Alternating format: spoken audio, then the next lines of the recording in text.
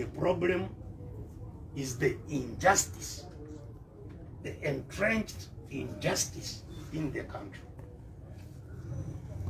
And so we would like everybody to rally around that problem. Expose it. Take part in taking it away. And that is why we all didn't start together. This idea started with a few people. The few people talked to the others. And they kept on talking to more and more people. And as I'm sure you have been informed, we have had lengthy engagements with the leaders of NUP about this. In fact, I can say from my own part, apart from the engagement over this recent effort, I have been engaging the leaders of NUP intensely. Long before the election, the last election, throughout the period of the election, and post-election. And post-election, the leaders of NUP informed me that they needed to reorganize themselves before they are ready to participate with others in doing something. They needed time to reorganize their structures, and at that time they indicated that that may need about 8 months to reorganize themselves. Even in the intervening period, we have been meeting and talking. And when this recent effort began, I personally engaged them in great detail. And the top leaders were very receptive of what we are doing. We are showed enthusiasm to be part of this. But later, when they, I think, engaged their other colleagues, they developed second thoughts and communicated to me as such in writing, to say that having discussed with their fellow colleagues, there were questions they needed to interrogate more. They needed further engagements, and that may take some time. They think we can go ahead,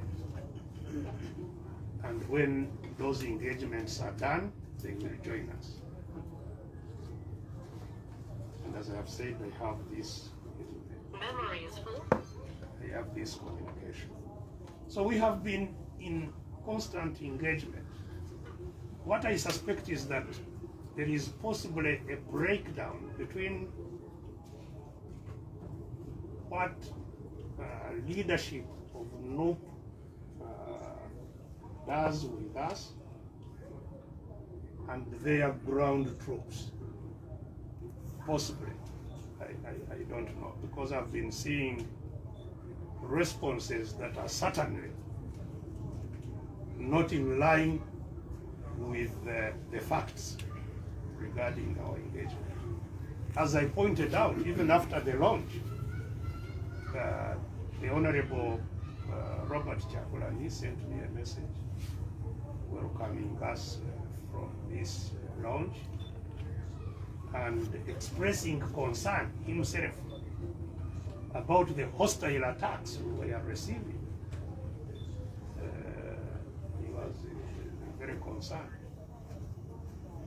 So there is absolutely no intention on the part of this front to act without all other change-seeking people being part of this. And we have done every effort to do so. And we are not ceasing. No. As we pointed out, these 3 weeks from last Thursday, the 3 weeks we have, is to continue engagements with all the stakeholders. The political actors are part of the stakeholders, but not the only stakeholders. We would like to engage with the whole range of people, as I pointed out, maybe religious leaders, maybe trade leaders, business leaders, community leaders,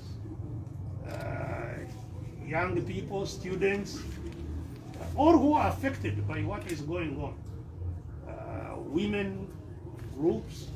So we have a busy 3 weeks of intensified engagements. And so, even within those 3 weeks, we shall continue to engage our colleagues. And the most important thing which I'm talking about is that we engage them to take cognizance of the deep crisis that is before us and how we need all to rally around that crisis. Now, I've also maybe seen along those lines some concerns that, we have provided ourselves leadership and so on. The process of this up to the launch, as I have said, the consultations were that we all come to the table and structure ourselves how we deal with this problem. So the structure we have is of those who came on the table and discussed how best we can confront this problem. So if you are not on the table, you cannot, discuss, you cannot be engaged to be in the leadership of this. But this is not about leadership, as I have pointed out. Ours is just a struggle. We have made it very clear we are not getting together for contest of offices, for example, elections. No. Our contestation is with this crisis. That's the one we are going to really fight with. Those who want to contest for offices, to become presidents, to become mayors, what? That business is not on this table. And as I have pointed out, in terms of fighting with these tough things that face us, we have few hands. So whoever wants to take leadership in the fight is most welcome to come and take leadership in the fight.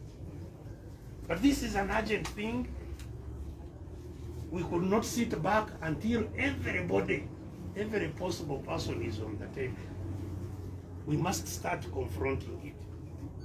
On the job, they'll find us there. Thank you. Yes. Well, yes. Good morning, Doctor. My name is Raymond Tamale from TV. My question goes to the two questions I have.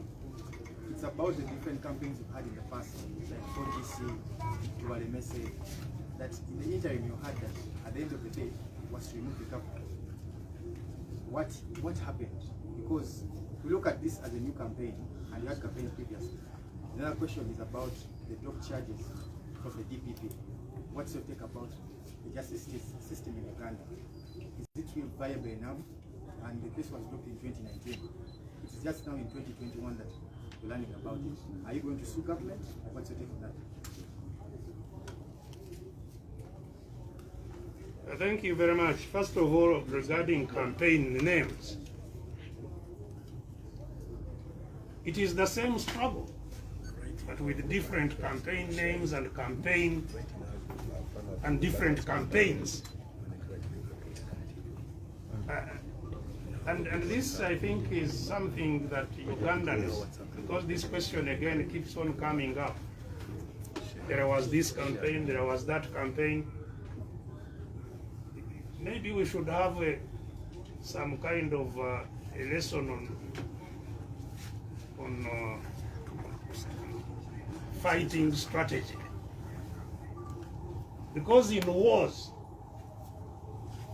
if you are at war, there is only one objective of the war. To end the war, you say, when I achieve this, the war will end. I would have won the war. But in a war, there are battles. You fight different battles in the same war. And it is the success of the different battles. Each battle weakens the opponent in a particular way. Each battle weakens the opponent. It is the cumulative effect of different battles that win the war. And even in one battle, you can actually have two campaigns, even in one battle. But normally, for each battle, you structure a campaign for that battle. If you say, we are going to attack State House today, that is a battle, it's not a war. You are going to attack an important objective, but it does not end the war. Now that is a campaign. So you structure a campaign of how to deal with that objective. And you give it a name so that all of you have an understanding of that campaign. And you select commanders for that campaign. And you look for what to use in that campaign. You sometimes prescribe the time limits within which that campaign must be achieved. And so, for example, you've been hearing maybe in the UPDF that there is a campaign called Iron Fist. Or there is a campaign called, what is the other one where they captured the Konye's court? Lightning Thunder. That was Lightning Thunder. They captured the Konye's Kaunda suit. So the thunder really never struck. But it was a campaign with a name. But all those campaigns were just a war against Kony. So it should not appear, different to you that we are at war against injustice. This war will have many battles. This war will have many campaigns. It may have different fronts. You may have a front attacking from here, you may have a front attacking from there. So even if there were people who didn't want to fight this injustice together with us, they are still welcome to form their front and deal with the same injustice. When we defeat it, then we all celebrate together and decide how now we move on. So that's exactly what is going on. A4C, 4GC, walk to work, what? All these were campaigns, they were battles. And I can assure you, that they have weakened our target very, very much. In fact, so much that now some people think it's easy to push the target down. But it is still hard. And we all need to rally together, strategize together to deal with that objective. Now, regarding the court case, I was also shocked this morning to see in the papers that the case was dropped 2 years ago. I didn't know. Neither did any of our lawyers know. Our lawyers weren't informed. Me, the person who was accused and imprisoned, I didn't know that they had freed me. Since 2019, I have been moving around knowing that I am out on bail. I didn't know that I am now a free man, you know. So, even how the information now surfaced is intriguing, that that when this new campaign starts, then somehow now we know that they discharged me from this case. So I think they I think they must have their own reasons for dropping the case without informing us, without informing our lawyers. I don't really know whether even the court was really informed, or whether it was informed Yes, they wrote to the court. secretly. I don't know what happened. But that now it is surfacing is a matter of interest. Whether it is to remind me that they will put on new treason charges, I don't know. Whether it is to suggest, because I saw, you know, there is a lot of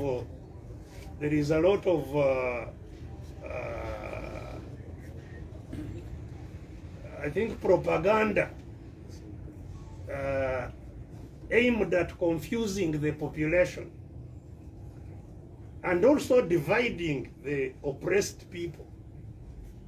The main strategy of the regime has been to divide the oppressed people and cause conflict amongst the captives. That is the strategy of the regime. And all oppressed, all captive people of Uganda must be conscious of this, that one of the main ways they keep us in captivity is to divide us and pit us against each other.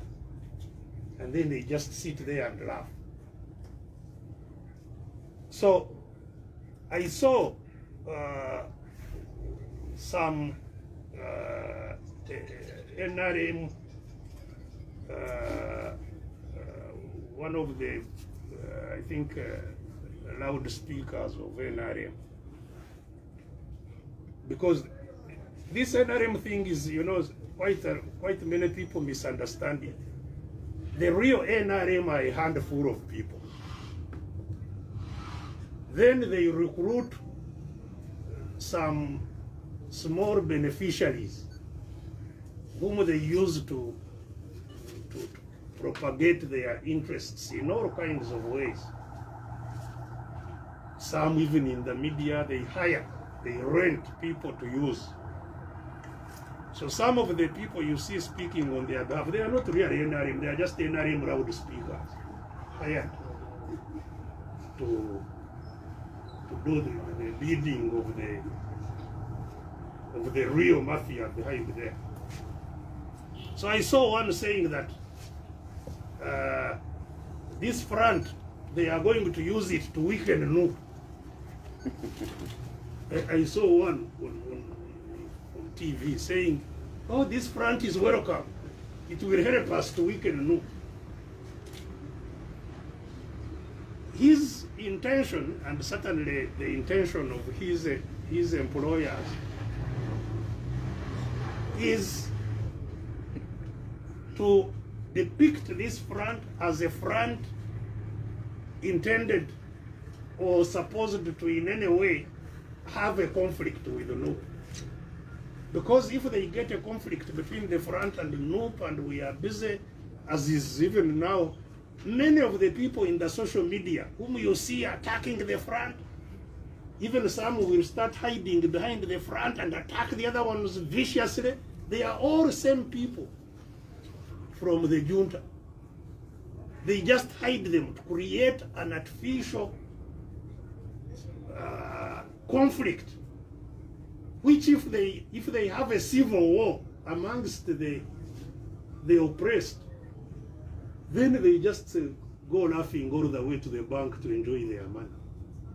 You know? So we must be very, very conscious.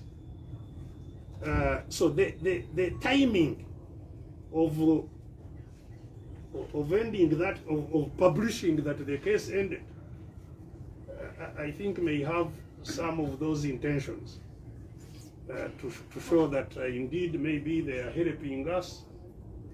Now they have removed cases against me so that we help them or whatever. I don't know. But your other question was, shall we take them to court? You know, yes, they need to be pursued because of the harm they do, you know. Now it's a long time, people have forgotten how I was arrested from downtown here on May 10th, I think 11th.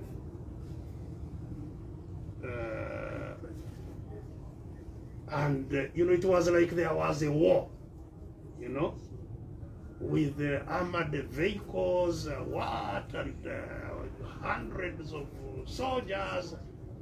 And they took me straight to Narufenya. And in Narufenya, I was there for a few hours. Then they pulled me out and flew me to Karamoja, to Moroto. And I was alone, of course, without anything to help me, nothing. They took me to Moroto. I had terrifying time in the police cells that night, which police cells people came into at night. Eventually I was charged with treason in Moroto and remanded there. Only later on, to again, when the lawyers started making noise about the jurisdiction, because Moroto had no jurisdiction to charge me in Moroto, when they were saying I had committed an offense here. So eventually they transferred me back to Ruzira and charged me afresh. So this charge is the second time they are ending the treason charge. They first ended the treason charge in Moroto and instituted new ones in Ruzira, in Nakawa here, when they transferred me to Ruzira. I stayed in Ruzira for some months until I got bail. They kept on now taking me, investigations are going on until I said, I will not come back to your court again over this matter. I came to a point and said, I won't come back. If you want me, arrest me and charge and try me. And I was in court also to say it is true that I declared myself a winner, because that was the charge over which they were saying I had committed treason, that I had been sworn in as a president. I should have been sworn in as a president indeed, because I won up to date. I emphasize I won that election. I have evidence that I won the election, and I wanted that case of treason to go to trial so that I show them the evidence. When they learned that actually we were serious about using court to give evidence that they should not be in the State House, they kept quiet about the case. In spite of my telling them I won't come back on your remand notes. You rearrest me if you like. They never rearrested me. They never tried me. Even the case was never committed to the High Court for trial. Now, only to learn this morning that actually they withdrew it in 2019.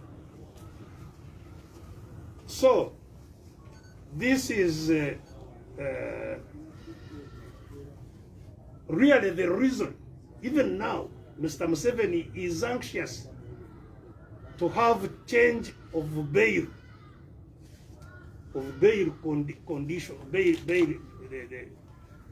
to abolish bail. Because if he had not, if what he wants had been in place, I would possibly be still in jail without trial, and for the many cases. Because this was not the first time I got a case on a capital offense. In fact, when I got the first bail on the capital offense, we had to get a constitutional court ruling. Which constitutional court ruling now, even the NRM people use to access bail, you know? So, I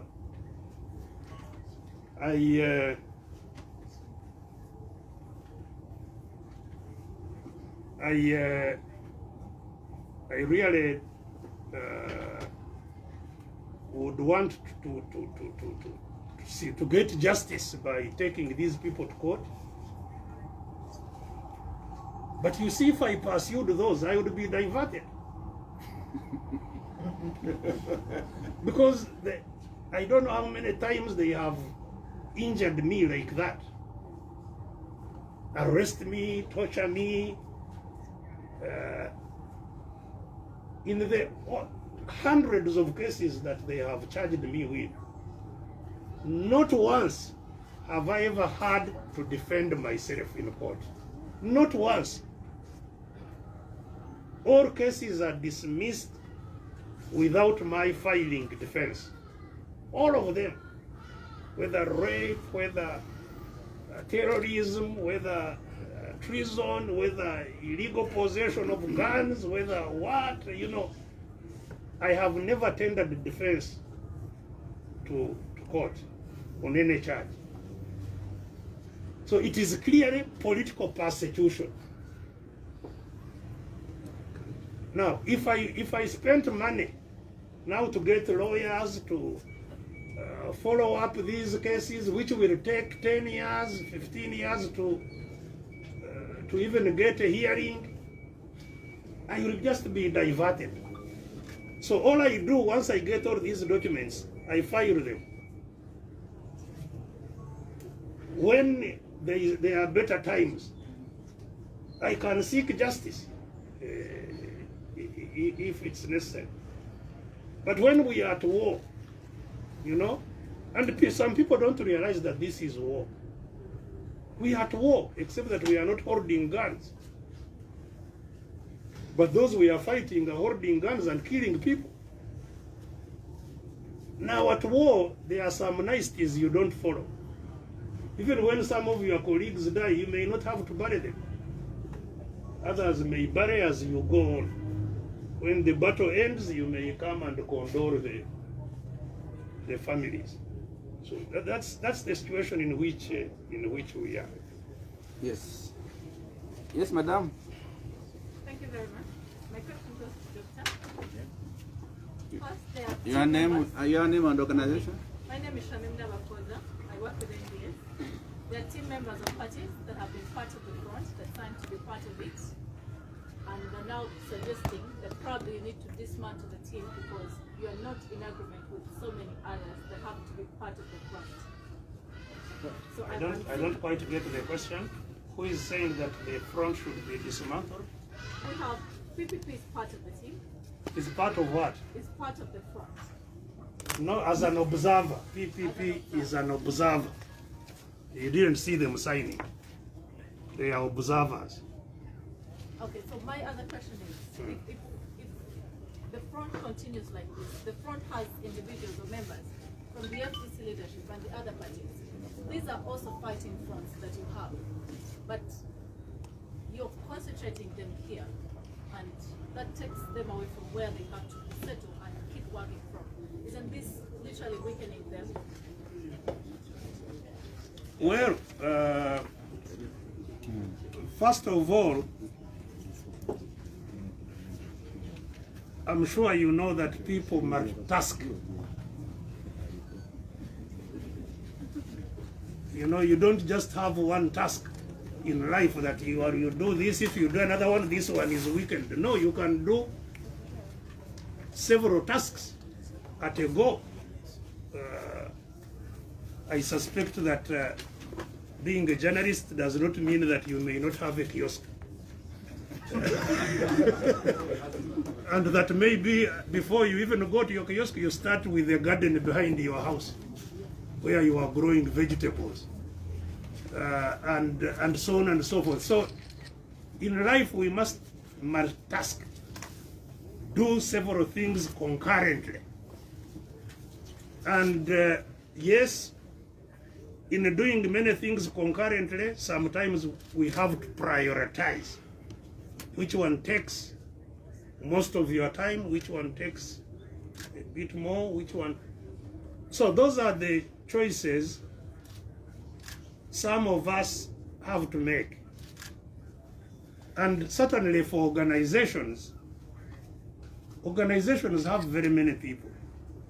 They can divide their hands. Say these hands concentrate on this, these hands concentrate on this. Finally, I think you have to understand that what we are doing here is simply offering some kind of leadership to deal with this crisis. The people to actually effectively and decisively deal with the crisis is all of you. So if this crisis affects you, you too will have to multitask. You'll have to write your story and then run to do something about this injustice. So this is not a task for the parties exclusively. No, in fact, even majorly, no. Many Ugandans don't even belong to any of these organizations.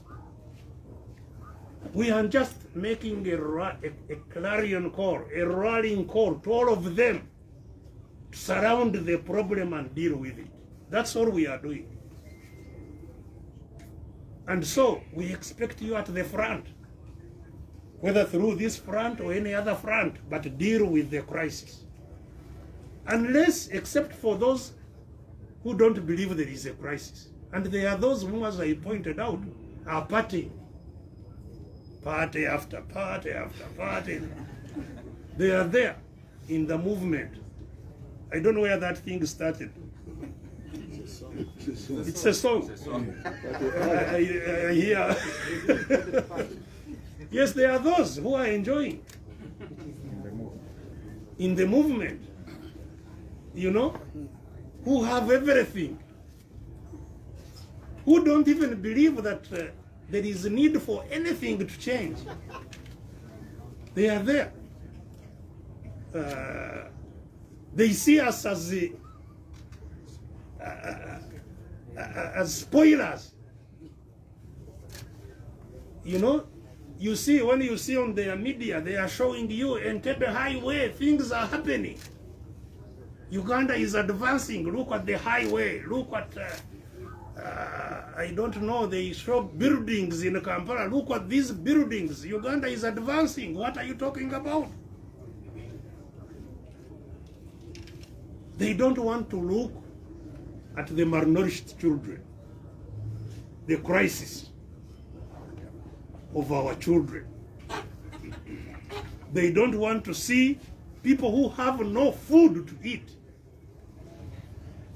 People who don't know where they are going to get a meal next. They don't know. They don't know about those. They don't know about the health crisis in the country. So if you identify with that crisis, we expect you on the front.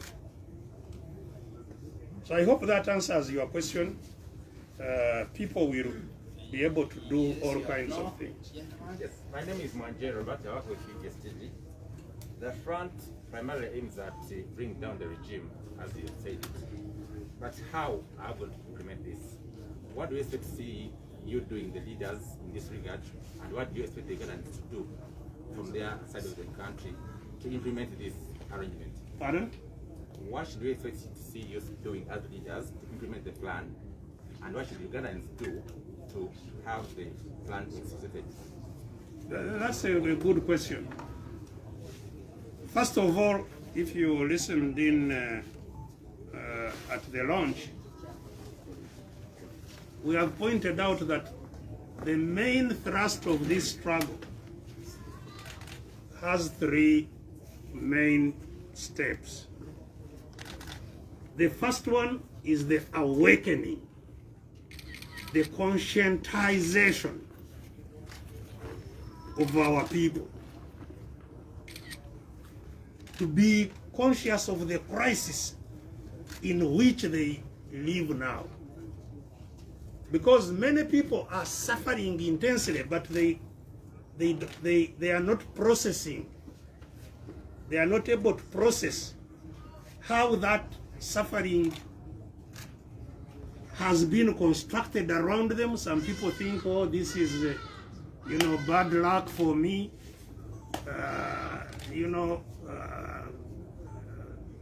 Let me pray, somehow it will go away. So we want to get everybody to understand the crisis, how it has come about, how it can go away. Now, we are going to exert ourselves, and whoever has that information should exert themselves from wherever they are to get as many people to understand this. Secondly, it is to organize so that we tackle it. And part of what we are doing is indeed organizing to tackle the problem. But that organization must be deeper than you see here, and must be as inclusive as possible. And that's why you have heard that within these 3 weeks, we want to engage everybody so that, and everybody doesn't have to organize, around this front. You can fight from anywhere. But you need to be linked up so that you are able to have the same voice, you speak together, and you act together. That is the most critical thing. Have the same strong voice, do the same strong action, uniting your hands to do the action. And that's why we will not tire to rally everybody to be linked up. We may not have the same platform or what, but we need to be linked up to act together. And once that has happened to a good extent, and it's going on, we are not seated. A lot of the work that must go on in this, to deal with this crisis, will not go on in front of your cameras. This is why I told you at the launch that really the time for talking is over. We must now get into action. So there is a lot of action going on even as we talk, not in front of your cameras. Action to get that message across, action to organize, And finally, once we are organized, action to tackle the problem itself, confront the problem itself. So it's to rally all of you to tackle the problem. All of you who want the problem to go away. And so, the success of getting the problem away will depend largely on how we succeed in getting the message across, how all Ugandans succeed in coordinating, having links that cause us to act together. Then once we take action on this problem, it will be nothing. It will be just nothing. Change can come to this country anytime. And as we have been saying, it is urgent that we get change. But it will be dependent on you, those who want change, doing the right things. Thank you. Yes. Yes, my name is Besigye. I work for Uganda Network. I have 3 questions, Doctor. First, earlier in your explanation, you said that you had engaged members of the National Unity Platform, and actually, Mr. Sentamu expressed dismay at the attack on the front. Do you take that regret he gives in private to you seriously? That he actually means what he's saying when he doesn't say it publicly, he only says it to you privately. Now that you also said that there is a problem that everyone understands. Do all political players read the same book you read on what is Uganda's problem? Do they understand the problem like you are trying to describe it? And lastly, when I look on this table, apart from yourself, maybe 2 other people, the others participated in elections. And apart from the road mayor, they failed. So how do you expect them to go back to places where they went and people rejected them, now to bring them a message that now we want change when they rejected them in the first place? Well, thank you very much. First of all, as to whether what is communicated to me is communicated to the public or should not be communicated to the public, I think I cannot provide a good answer to you. But I'm sure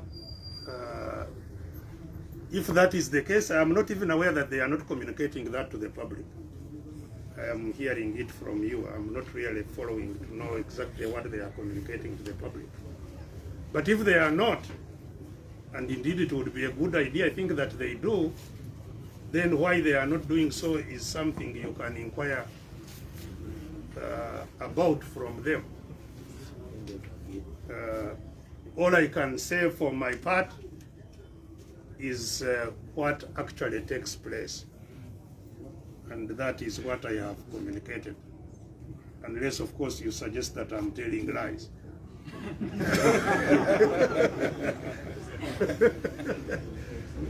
Now, regarding Ugandans, whether Ugandans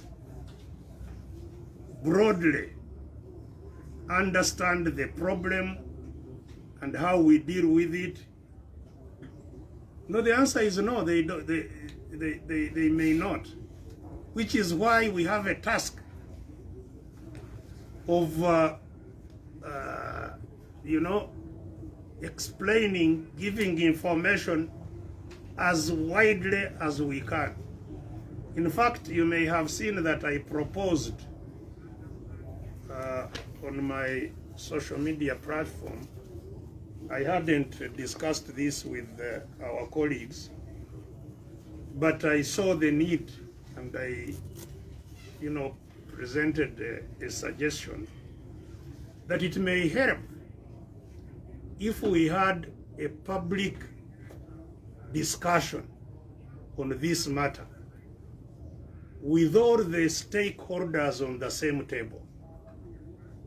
So, even those questions you're asking would be asked when we are all on the same table.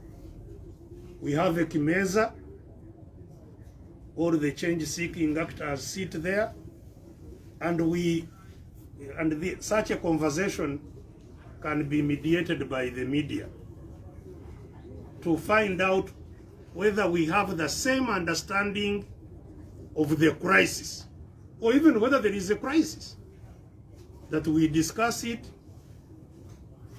in the listening and following of everybody in the public. And the public too can contribute. Is there a crisis? How deep? So how do we get rid of this crisis? What strategy do we use? What campaigns do we use to get rid of this problem? If this problem goes away, how shall the country be organized so that such a problem does not come back? All these are questions that all of us as Ugandans need to engage with. And I was simply proposing one approach of how that discussion can be done to involve the public to understand these issues.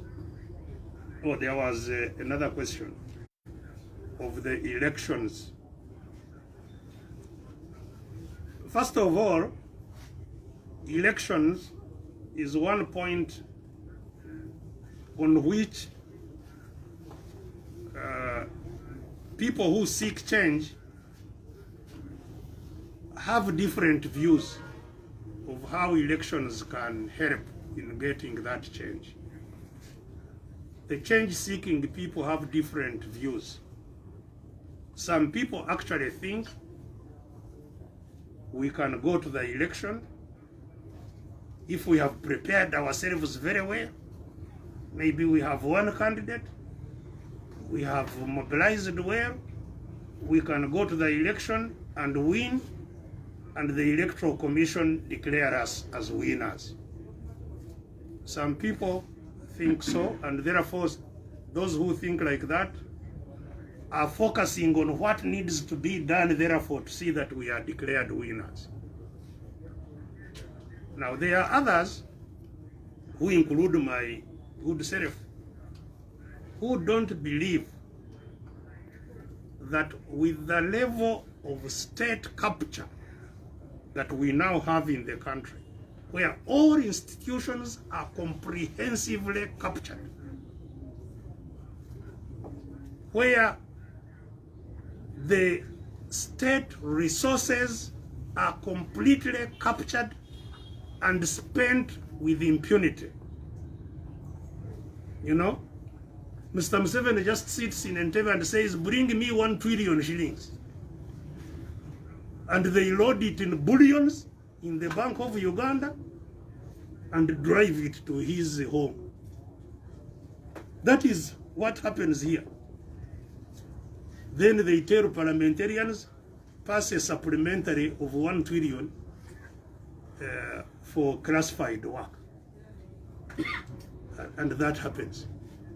Now that level of control and use of state resources, once you are at that level, once you are at the level of the use of state security institutions to do all kinds of abuses on citizens with impunity, without any check. You know, like you saw them massacring the people in Kasese and nothing happens. Massacring people here in Buganda, nothing happens.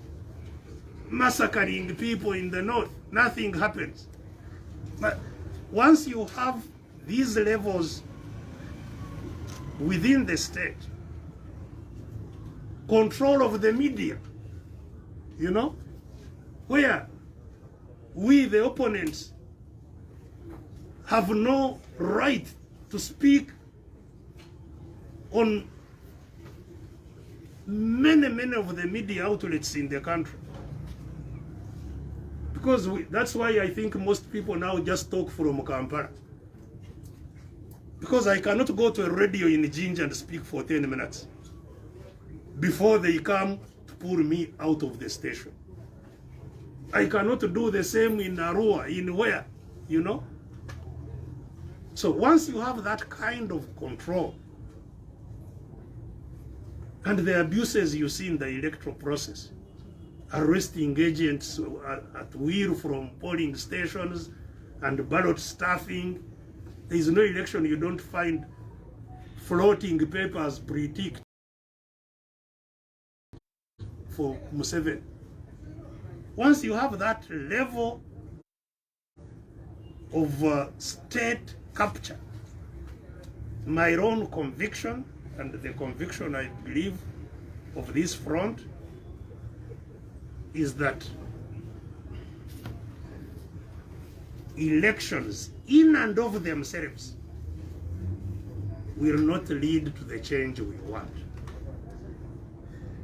and that we must do more than just hoping to get an announcement in an election. Now, therefore,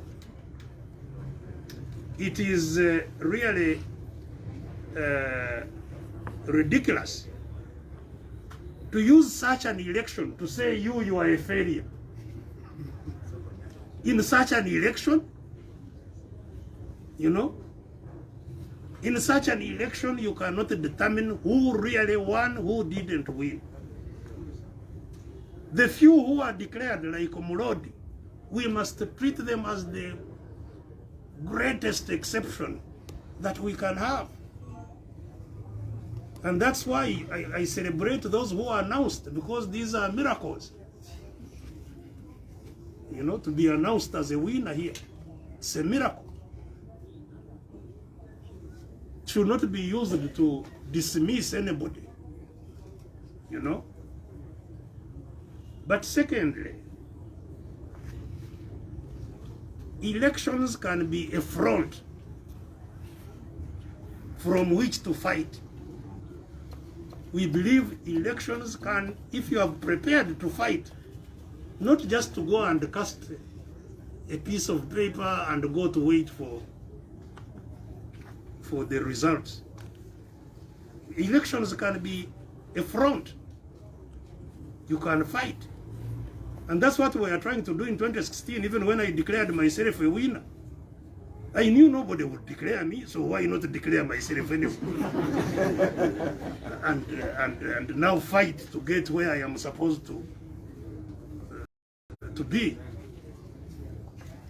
And of course they knew that we were capable of doing that. We had been mobilizing in the election for that, building power 10 in the election to fight. And, you know, it was, of course, a bit disorganized when I was arrested and so on. But that, so elections can be a front, not just for casting a ballot, but to actually rally the people to reclaim their right. Okay. We shall have that. And this last one here.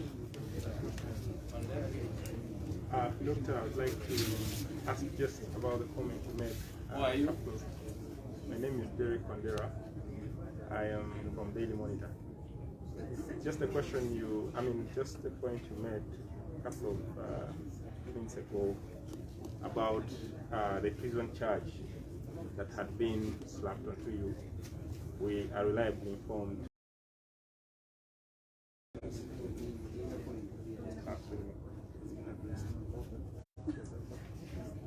Oh, I've been. You hadn't arrived. Okay. Okay.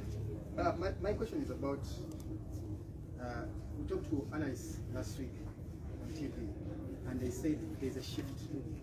The people who believed in your message in 2000 are now 40 years. Pardon? The people who believed in your message back in 2000 are now 40 years. The people who are 40 years. The people who believed in By then who are 20 years. And those who were 20. Yes. Okay, of course, those who were 1 and 21. So, and right now, the people who work right now are believing in the ideology of national unity platform. How are you going to convince them to believe in your message? what is the ideology of the National Unity Platform? Yes. That they are believing. Let me repeat this. Ladies and gentlemen. Let me repeat this. And it's intriguing. You know, it intrigues me actually, because all we are trying to do is to do in the name of having a big national crisis that needs to be solved. All questions have been asked about everything else except the crisis itself. I haven't had any question about the crisis. Is there a crisis? Is the crisis deep? Are there other ways apart from what we are suggesting of dealing with that crisis? We must deal with this crisis. Anybody talking about an ideology, it must be an ideology to deal with this crisis. And so, you must characterize the crisis and you must offer what has to be done to get the crisis away. And for me, whoever suggests how this crisis goes away, I join. If that crisis is going to, if that suggestion is going to end the crisis, I will be running to join that person to get out, to resolve. I have spent my entire adult life trying to deal with this crisis that gets deeper every day. I am anxious that it ends and that I can retire and swing in my hammock comfortably without anybody, you know, hunting for me, fearing the drone is going to arrive at night and all these kinds of things. So, please, especially young people, your future is going. I've been telling you there is an existential threat. You are going to be like the Aborigines of America, of Australia, of Canada, of where. It's coming to Africa. In your time, I may have expired myself. But in the time of you young people, you are going to live here as slaves. You are going to be subjects of affirmative action, like there is affirmative action for those indigenous communities. You go and see the programs for indigenous communities in Australia, in New Zealand, in Canada, in America. They are there programs for indigenous people. You are the next ones. Unless urgent, effective steps are taken that include sacrifice to change the tide. And this is what I'm concerned, because you don't see the urgency, you don't see the great concern, you know.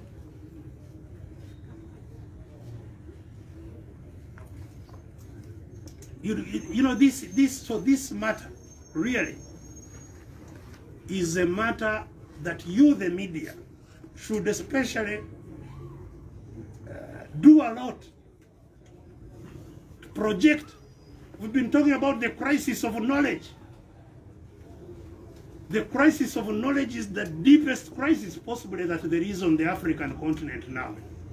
The crisis of knowledge or lack of it. And it widens by the day.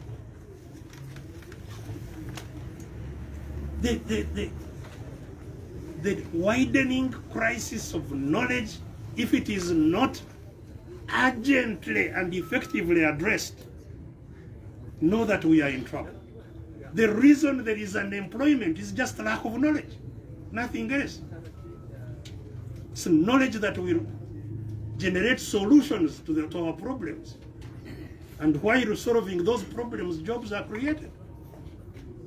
I told you, we are now the only country in the world whose schools are closed, claiming it's COVID, as if COVID is only a Ugandan problem. 2 years, schools closed. But even if they open, they are apartheid schools. With UPE that has nothing, no knowledge. And rallying people to take people to UPE to do what? If Museveni had gone to UPE, would he be where he is? He would be putting on shoes of tires. Rugavire, which they call Rugavire, there in the bushes, looking after a few cows. You know? So, that's where we should really shine the problem.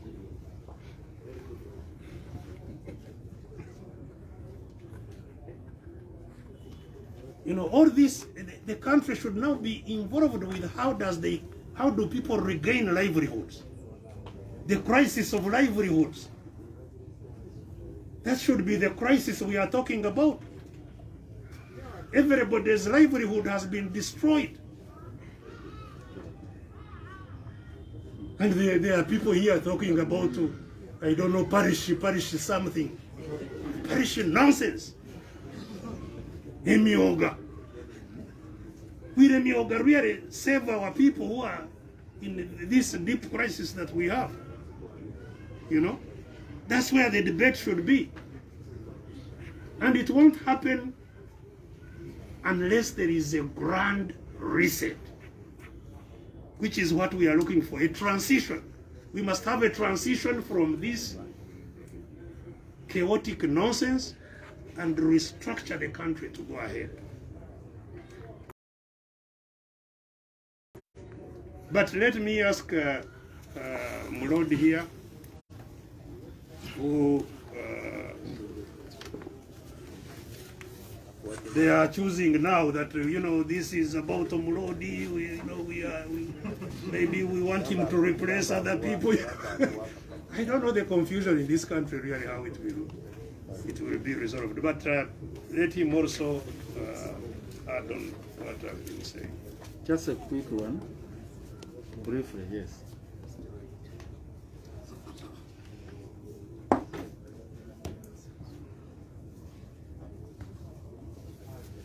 Since we launched this front, there's been an intense debate. There's been an intense debate everywhere, in the mainstream media, in the social media, within the community, and that is a good thing. Already that's an achievement for the front. We want Ugandans to wake up and debate this issue. I'm glad that there is a debate going on right now about the future of this country. Before the launch, there was total lull. Before the launch, this debate was not there. I'm glad that now there is a debate. What we need to do is to build the consensus, and we want to amplify this message. Whoever has a better idea, we welcome it. We want to amplify that particular message. Whoever has a better idea on how to deal with this animal we are confronted with, please bring it on table, we discuss it. But about merger of entities, that is not possible. Because sometimes people talk oblivious when they are not putting matters in their proper context. Because we are not talking about a merger. That FDC, JEMA, CP, UID, that we are merging to form one. No. But you hear people say, join such and such a political formation. We are not about talking about a merger. We're not talking about a merger of political entities. These parties do exist and they are registered with the Electoral Commission. So they are not going to be subsumed into one entity. It's not possible. This is a front intended to create that space we want, the political space, so that there can be free competition amongst even political entities in the country. Because we all struggle to restore multi-party democracy here. We struggle to have this political space here. You remember the battle we had about Article 269? Maybe some of you are forgetting easily. That restricted political activities in this country. Political parties. So we want political parties to be freed. Political parties also to function. Political parties to compete. They can compete for political space in this country when there is that conducive environment. Today it's not there. It's the reason political parties should come together, not to rally behind a particular individual, but to rally behind a particular cause. I think we wanted to emphasize that point. I want lastly to say this. Those of you who are downplaying the issue of fighting injustice, I want to give you this experience. You've seen the case of these two MPs, Honorable Besigye and Honorable Allen. You saw how they were arrested. You saw how we struggled for them to get bail. And how they were literally kidnapped and detained again in ungazetted places. And subsequently, new charges were slammed on them. And you have heard how ballistic Museveni has been on issues of bail. Right now, as we talk, we put in another application for bail. These are people who were admitted to bail earlier on. And the courts interpreted the law very well. They said the Constitution grants those powers to courts. And they have those prerogatives to grant bail or not to grant it. So they looked at the law and the facts and said, no. These people deserve to be on bail. They exercised their powers accordingly. And that incensed Mr. Museveni. Now, do you know what he has done? You know that Mr. Museveni said, no more granting of bail. And you see, now this debate has been vulgarized to say that Mr. Museveni wants an amendment to the law. If you want an amendment to the law regarding bail, that in essence presupposes that actually the law as is now allows the judges to grant bail. But he has stopped the judges from granting bail.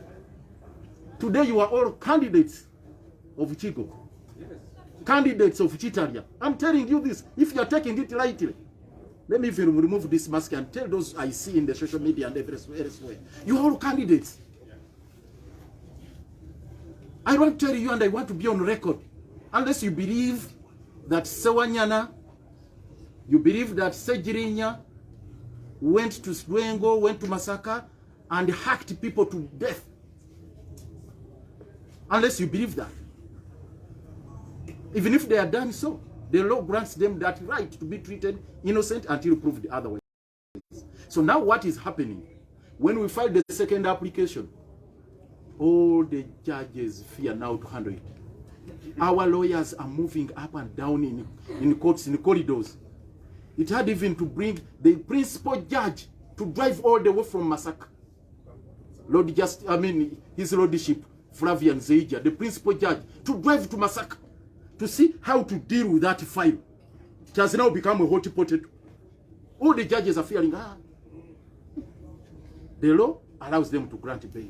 They have already actually granted bail to Sejiri and Sewanyana. And they took oath to uphold the law, to uphold the Constitution. Now Mr. Museveni wants them to uphold his command. They are in a catch-22 situation. And you can also be picked tomorrow. I'm telling you and I'm assuring you, it never dawned or occurred to Sejirinya, to Alan, one day they will be in that kind of mess, in that kind of situation. Charged with treason, terrorism, murder, attempted murder, abetting murder, all sorts of crimes. They can always be preferred against you. That is the very reason we should come together as a nation. You don't know, Sewanyana and many others. When I talk about Sewanyana, I talk about Sejirinya.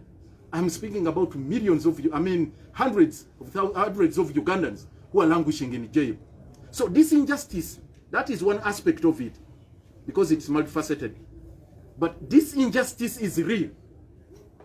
Make no noise against those who stand up and are saying enough is enough. Those who are saying we are giving a red card to this kind of injustice. So all of you, yes, we are giving this red card to this kind of injustice. Yes. All of you, Ugandans, it is a duty, it's a clarion call, it's an obligation under Article 3. If you feel like you are all dissatisfied with what is going on, this is what we should be doing. Red card. Red card. Basically, what? Red card. Traitors.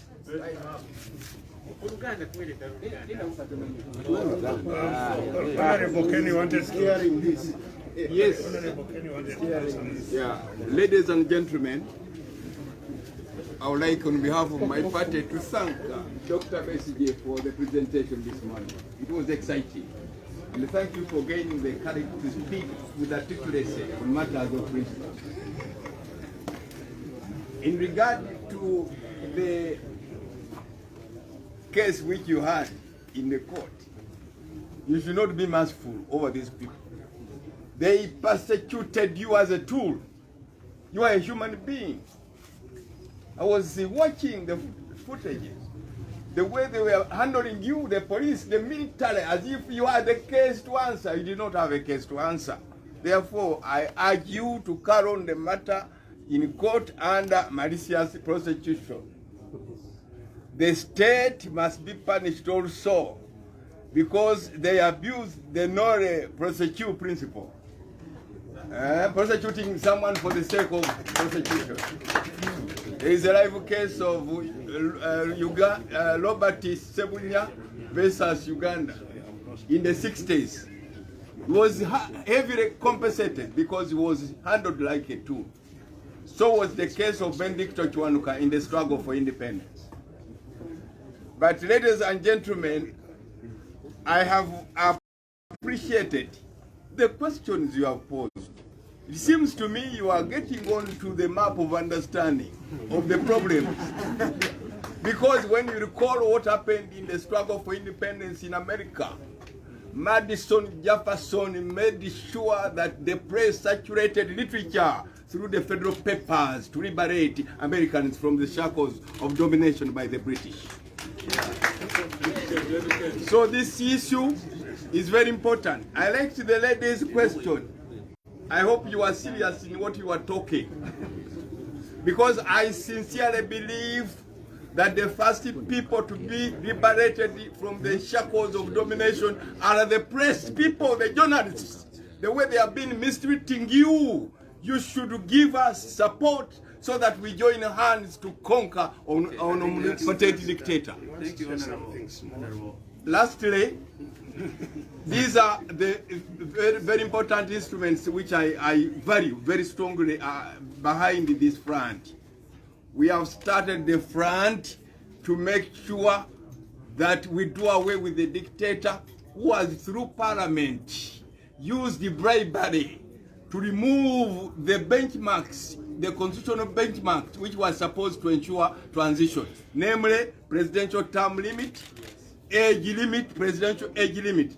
Lastly, we are trying to liberate our colleagues. Those that are talking the way they talk, they should stop. They should stop talking as cynics. The way we are trying to fight is intended to redeem all those people who are oppressed, including all the political parties. Political parties must stop acting as if they are NGOs. We are supposed to be political players. Thank you very much. We definitely have. Do you have Luganda questions? Yes.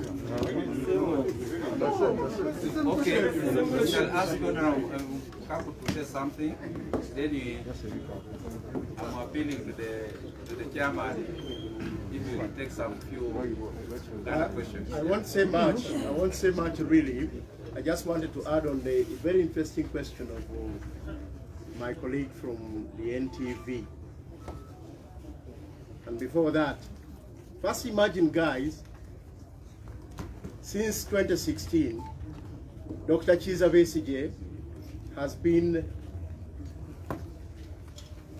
a suspect, how do you call it, Lord Mayor, a suspect of treason and all this. It is at this material time, those who framed those charges are saying he has no case to answer. Just imagine if he had been put in there for all these years without bail. Many a time, people are incarcerated, people are detained arbitrarily, and then they continue to bring you to court and say investigations are still going on, where there are no investigations. The press, the public, all of us must come up and tell Mr. Museveni, enough is enough. We do not want you anymore to intervene in the free court processes. That defends you as young people and your ideology. Young people are being arrested arbitrarily. Young people are the ones who have lost nails. Young people every day, every curfew hours are the ones being beaten as borders, as journalists. I've seen journalists being tortured even when they show cards. Many of these people are around 20 years old.